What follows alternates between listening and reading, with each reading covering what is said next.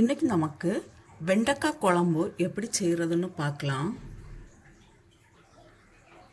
அதுக்கு தேவையான பொருட்கள், கொஞ்சம் வெண்டைக்காய் எடுத்துருக்கிறேன், 2 மீடியம் சைஸ் வெங்காயம், 2 தக்காளி, கொஞ்சம் கருவேப்பிலை. இதை இப்போ கட் பண்ணி எடுக்கலாம்.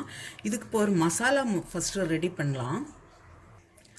மசாலாவுக்கு தேவையான பொருட்கள்: 1 கப்பு தேங்காய், கொஞ்சம் கருவேப்பிலை, 1/2 ஸ்பூன் ஜீரகம், 1/4 ஸ்பூன் வெந்தயம், 2 ஸ்பூன் கொத்தமல்லி, 1/2 ஸ்பூன் நல்ல மிளகு, அதாவது பெப்பர், ஒரு 6 காஞ்ச மிளகாய். இது காரத்துக்கு தக்கபடி எடுத்துக்கலாம். இதெல்லாம் இப்போ வறுத்தெடுக்கணும்.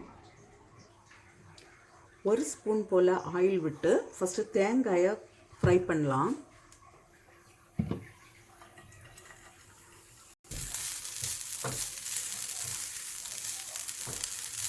இப்போது இந்த தேங்காய்க்கு கூடயே கொஞ்சம் ஒரு 4-5 பல்லு பூண்டு, கருவேப்பிலை எல்லாமே இருக்க கூடயே போட்டு ஃப்ரை பண்ணி எடுக்கலாம்.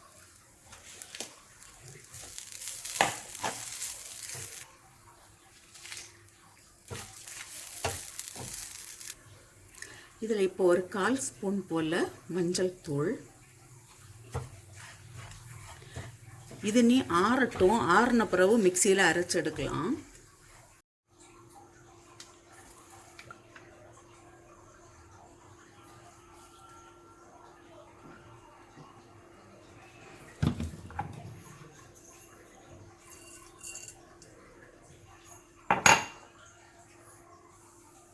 ஒரு 10 போல வெந்தயம்,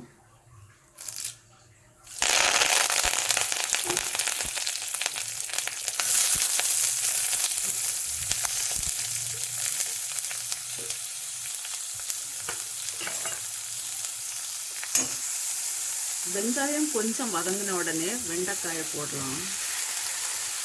வெண்டைக்காயை நான் இந்த சைஸுக்கு தான் கட் பண்ணி எடுத்துருக்கேன்.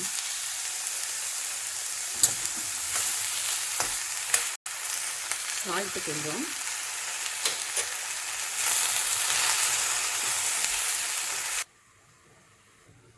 இதில் இப்போ கொஞ்சம் தண்ணி விட்டு அரைச்சி எடுக்கலாம்.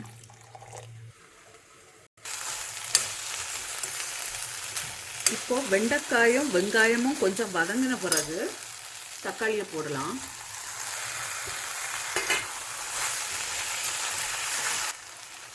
இப்போ வெண்டைக்காயெல்லாம் நல்லா வதங்கியாச்சு. நான் கொஞ்சமாக புளி தண்ணி விடுறேன்.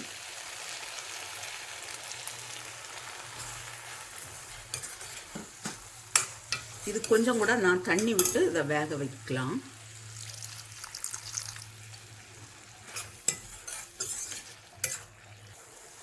இப்போ இந்த அரைச்சி வச்சிருக்கிற மசாலாவை போடலாம்.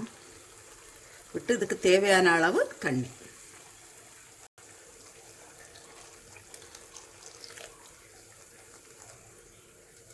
கொஞ்சம் கூட சால்ட் போடுறேன்.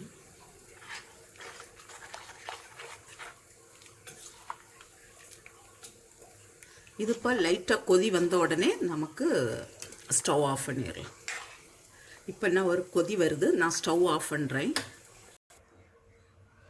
வெண்டைக்காய் குழம்பு ரெடியாக இருக்குது. இது ரைஸுக்கு கூட நல்லா டேஸ்ட்டாக இருக்கும். நீங்களும் இதே போல் செய்து பாருங்கள். செய்து பார்த்து உங்களுடைய கருத்துக்களை தெரிவிங்க. உங்களுக்கு இந்த சமையல் பிடிச்சிருக்குன்னா சப்ஸ்கிரைப் பண்ணுங்கள். உங்களுடைய ஃப்ரெண்ட்ஸுக்கெல்லாம் ஷேர் பண்ணுங்கள்.